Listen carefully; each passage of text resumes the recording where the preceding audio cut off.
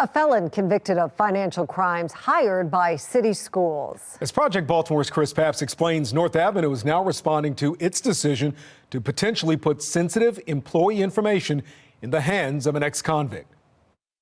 When someone is convicted of a crime and spends time in jail, most everyone agrees when they get out, they deserve a second chance. But at what potential cost?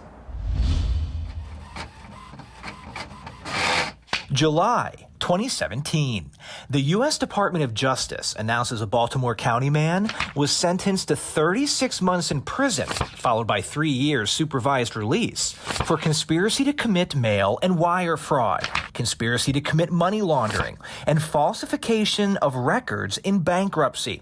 He was ordered to pay restitution of nearly $550,000. On March 31st, 2020, he was released from prison. But then, just 4 months later, the federal felon convicted of financial crimes started a new job, working at the Office of Human Capital at Baltimore City Schools. As a former FBI agent, do you see this as a concern? Yeah, that's a problem. Dr. Tyrone Powers spent 14 years in state and federal law enforcement. He tells Fox 45 News he's amazed city schools would allow this to happen.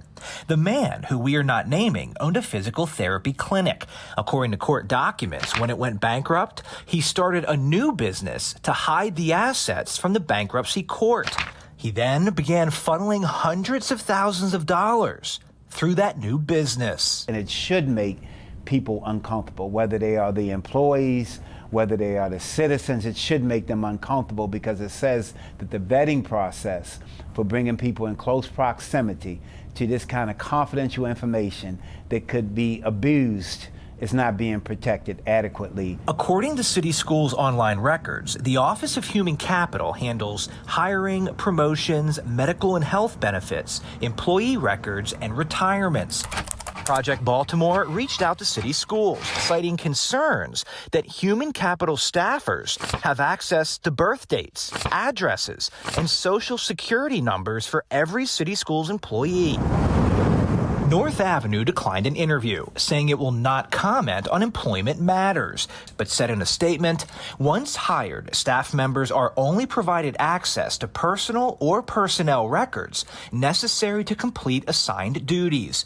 That access is monitored regularly to protect against inappropriate access. No, I absolutely agree that people should be given a second chance. And we do that all the time in all parts of the criminal justice system. There are people who come out with certain charges that we don't put in certain situations. Powers says when the FBI does background checks and finds someone has a criminal history, that person can work in some capacity within the federal government, but they will not be a special agent or a police officer. You don't experiment with making them a better person or working to make them a better person by putting them in a position to put other people at risk. That makes no logical sense.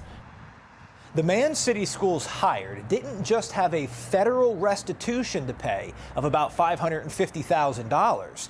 In January of 2018, a lien was placed against him in a Maryland court for nearly $222,000. We did reach out to him for this story. He declined to comment. Patrice, good morning. The future is in fact uncertain for Transamerica. The company telling Fox 45 right now it's reassessing its office space needs downtown amid this pandemic and amid people working more and more remotely and from home. It's just one of several businesses we've seen recently reassess their needs downtown, and the latest business to reassess their presence, telling its more than 500 employees this week to clean out belongings from their iconic tower as they reassess office space. Well, in a statement to Fox 45, Transamerica says, quote, it's reconfiguring space in all its office locations to accommodate new ways of working in the future. When we talked to a local economist who believes Baltimore's decline downtown has been compounded by the pandemic, and he says they'll take bold leadership to revitalize. The city's outlook is pretty grim right now, at least the central business district. It will take leadership to turn that around, but I'm not sure that we have the quality of that leadership.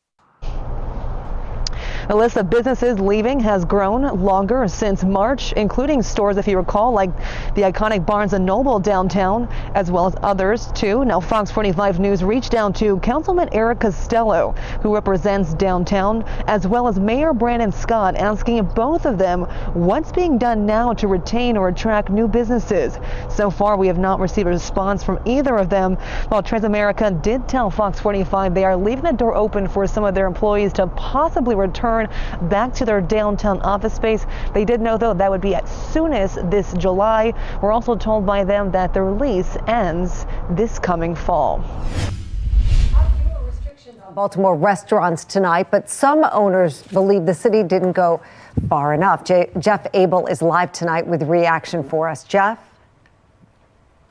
Mary, it is no longer a race against the clock at city restaurants. This morning, the city lifted that 60-minute dining rule, but many owners insist it's going to take a lot more to salvage what little business is left. Every day coming here, we are in loss. At Luna Del C, owner Tony Asadi hasn't turned a profit in more than a year. Open, shut down, open.